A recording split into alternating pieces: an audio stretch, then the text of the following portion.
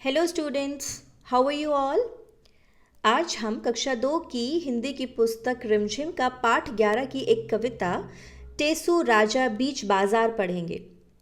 तो बच्चों, आप मुझे एक बात बताइए, क्या आप कभी बाजार गए हो? बाजार में जाकर आप क्या कभी किसी चीज़ को लेके कंफ्यूज हुए हो? बिल्कुल हुए होगे, है ना कभी तो किसी चीज़ को लेके आप कंफ्यूज हुए होगे कि मैं ये खरीदूं या मैं वो खरीदूं, या किसी भी तरीके से आप कंफ्यूज हुए होगे, है ना। और एक और चीज़ मुझे बताइए, क्या आप जो है सभी चीज़ों को गिन सकते हैं? आपको अगर मैं कुछ चीज़ों को गिनने के लिए कहूँ, क्या ऐसी हर चीज़ है जिसको कि गिना जा सकता है?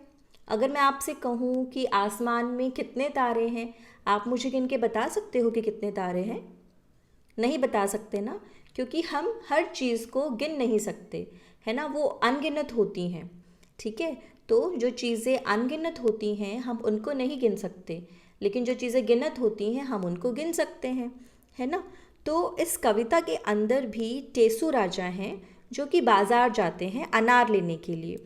और जब वो अनार लेने के लिए जाते हैं तो वहाँ पर वे एक प्रश्न पूछ बैठते हैं, एक सवाल पूछ बैठते हैं, जिसका उन्हें बहुत ही कंफ्यूजिंग सा आंसर मिलता है।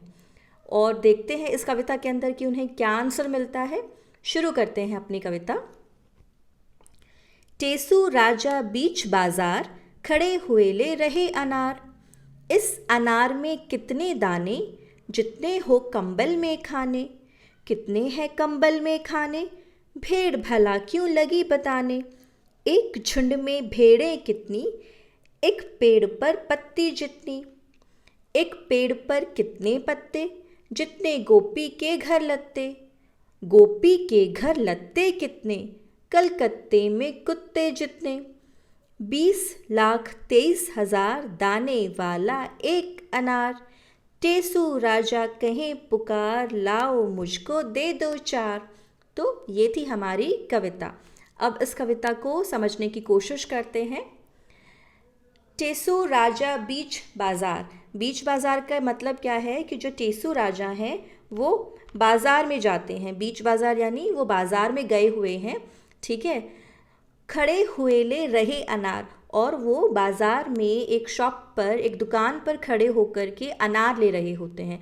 अनार क्या होते हैं? अनार यानी पॉमग्रेनेट। आप सबको पता है अनार एक फ्रूट होता है ना, जिसमें से जो है लाल लाल या गहरे पिंक कलर के जो है दाने निकलते हैं, ठीक है। तो टेसू राजा बाजार में वही चीज़ खरीद रहे होते हैं, वही फ्रूट खरीद रहे होते हैं।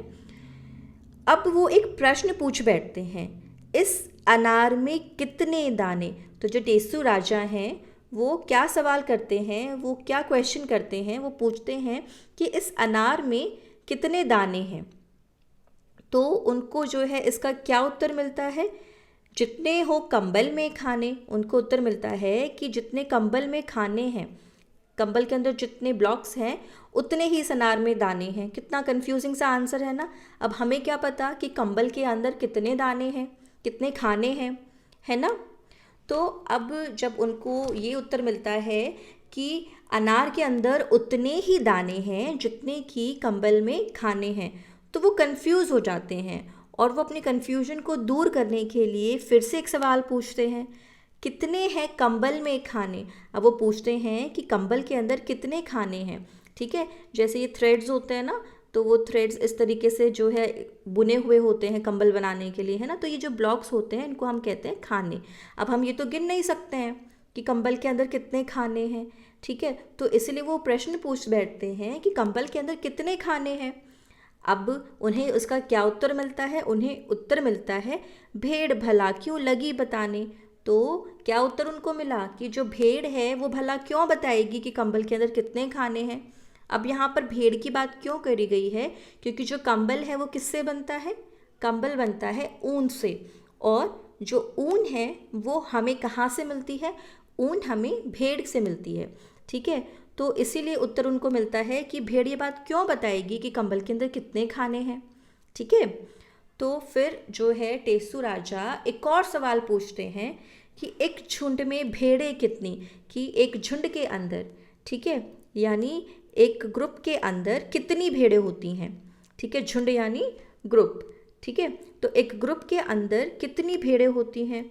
तो उनको इसका क्या उत्तर मिलता है? उनको उत्तर मिलता है कि एक पेड़ पर पत्ती जितनी, एक पेड़ के ऊपर जितनी पत्तियां होती हैं, जितनी पत्ती होती हैं, ठीक है, उतनी ही जो है एक झुंड के अंदर, एक ग्रुप के अंदर भेड़ होती है। अब ये देखिए, क्या आप पेड़ के पत्ते गिन सकते हो? नहीं गिन सकते ना। जैसे हम आसमान में तारे नहीं गिन सकते, अपने सिर के ऊपर बाल नहीं गिन सकते, वैसे ही हम एक पेड़ के ऊपर कितनी पत्तियां होती हैं वो हम नहीं गिन सकते, है ना। तो यानी कि उनको अपने जो प्रश्न है उसका सीधा सा उत्तर मिल ही नहीं रहा है। उनको घुमा फिरा कर कभी कुछ तो कभी कुछ उत्तर मिल रहा है, और अपनी कन्फ्यूजन को दूर करने के लिए वो प्रश्न पे प्रश्न पूछते रहते हैं, ठीक है। तो फिर से जब उन्होंने पूछा कि एक झुंड में कितनी भेड़ें हैं, तो फिर से उन्हें एक कन्फ्यूजिंग सा आंसर मिलता है कि एक पेड़ पर जितनी पत्तियां हैं। अब अपनी कन्फ्यूजन को दूर करने के लिए वो एक और प्रश्न पूछते हैं कि एक पेड़ पर कितने पत्ते, एक पेड़ के अंदर ऊपर जो है कितने पत्ते होते हैं, कितनी लीव्स होती हैं एक पेड़ के ऊपर। तो फिर उन्हें क्या उत्तर मिलता है? उन्हें जवाब मिलता है जितने गोपी के घर लत्ते, गोपी के घर जितने लत्ते हैं उतने ही एक पेड़ के ऊपर पत्ते हैं। लत्ते क्या होता है? लत्ते हम कहते हैं कपड़े को, ठीक है, क्लॉथ्स। तो जो कपड़े होते हैं उसको लत्ते भी कहा जाता है, ठीक है। तो जब टेसु राजा ने प्रश्न किया कि एक पेड़ के ऊपर कितने पत्ते होते हैं, तो उनको जवाब मिलता है कि गोपी के घर जितने कपड़े हैं उतने ही एक पेड़ के ऊपर पत्ते हैं। फिर जो टेसु राजा है फिर से प्रश्न पूछते हैं कि गोपी के घर लत्ते कितने, गोपी जो है उसके घर कितने लत्ते हैं, कितने कपड़े हैं गोपी के घर। तो उनको फिर से जवाब क्या मिलता है? कलकत्ते में कुत्ते जितने, कलकत्ते के अंदर जितने कुत्ते हैं उतने ही जो है एक पेड़ के ऊपर जो उतने ही जो है गोपी के घर में कपड़े हैं, ठीक है। तो आगे उन्हें क्या निष्कर्ष मिलता है, क्या सल्यूशन मिलता है अपने प्रश्न का? 20,23,000। कितना होता है 20,23,000?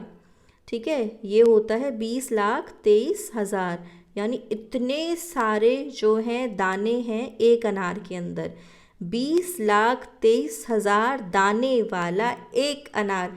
तो एक अनार के अंदर कितने दाने हुए? 20,23,000, ठीक है। तो जो टेसु राजा ने शुरू में प्रश्न किया था, शुरू में जो क्वेश्चन किया था कि एक अनार में कितने दाने होते हैं, तो वो अपने क्वेश्चन का आंसर ढूंढते ढूंढते ढूंढते किस निष्कर्ष पर पहुँचे, किस सोल्यूशन पर पहुँचे, किस आंसर पर पहुँचे, उन्हें ये आंसर मिलता है, उन्हें ये समझ आता है कि एक अनार के अंदर 20,23,000 दाने होते हैं। क्या सच में एक अनार के अंदर 20,23,000 दाने हो सकते हैं? है ना, आप सबने अनार खाया होगा, है ना। जब आप अनार को खोलते हो और उसमें से दाने निकालते हो, क्या इतने सारे दाने निकल सकते हैं? आपको पता है 20,23,000 कितने होता है? बहुत सारे दाने, है ना। लेकिन अगर हम ध्यान से सोचें, क्योंकि हम सब ने अनार खाया है, तो हमें पता है कि एक अनार के अंदर इतने दाने तो नहीं होते, 20,23,000 तो नहीं होते। उसमें ज़्यादा से ज़्यादा 200, 300, 400 इतने ही दाने हो सकते हैं, है ना। इतने सारे दाने तो नहीं हो सकते लाखों में, है ना। तो उनका जो आंसर था, उन्होंने जो अपना आंसर निकाला क्वेश्चन का, अब हमें समझ आ गया कि आंसर तो उनका गलत है, ठीक है। तो वो क्या सोचते हैं, टेसु राजा सोचते हैं, या उन्हें पता लगता है कि एक अनार के अंदर 20,23,000 दाने होते हैं। टेसु राजा कहे पुकार, लाओ मुझको दे दो चार। तो जो टेसु राजा हैं वो क्या कहते हैं कि चलो मुझको जो है तुम कितने अनार दे दो, मुझको जो है तुम 2-4 अनार दे दो, यानी 2-4 यानी 2-3-4 जो है इतने अनार मुझको दे दो, ठीक है। सॉरी, वो कहते हैं कि लाओ मुझको दे दो 4, मुझे जो है तुम 4 अनार दे दो। तो टेसु राजा कितने अनार मांगते हैं? टेसु राजा खाने के लिए 4 अनार जो है मांगते हैं, ठीक है। तो ये थी हमारी कविता। तो इस कविता में हमें क्या समझ आया कि टेसु राजा एक जो है क्वेश्चन पूछते हैं, ठीक है। वैसे तो कोई लॉजिकल क्वेश्चन वो था ही नहीं कि एक अनार में कितने दाने हैं, चलो ठीक है, फिर भी उन्होंने पूछ लिया, तो घुमा फिरा के उल्टा सीधा उन्हें जो उत्तर मिला वो भी गलत मिला, कि एक अनार के अंदर 20,23,000 दाने होते हैं, जो कि हमें पता है इतने दाने नहीं होते। वो प्रश्न पर प्रश्न पूछते रहते हैं और उन्हें जो है अजीब से आंसर मिलते रहते हैं, और ऐसे आंसर मिलते हैं जिसको हम गिन भी नहीं सकते हैं, है ना। आप कैसे गिनोगे कि एक शहर के अंदर कितने कुत्ते हैं, ठीक है, या एक पेड़ के ऊपर कितने पत्ते हैं। तो ऐसे ऐसे उनको उत्तर जो है सुनने को मिलते हैं, और लास्ट में जो है वो कितने अनार लेते हैं, वो 4 अनार जो है लेते हैं। तो आई होप आप सबको जो है ये कविता समझ आ गई होगी। अब नेक्स्ट वीडियो के अंदर हम इसके क्वेश्चन आंसर्स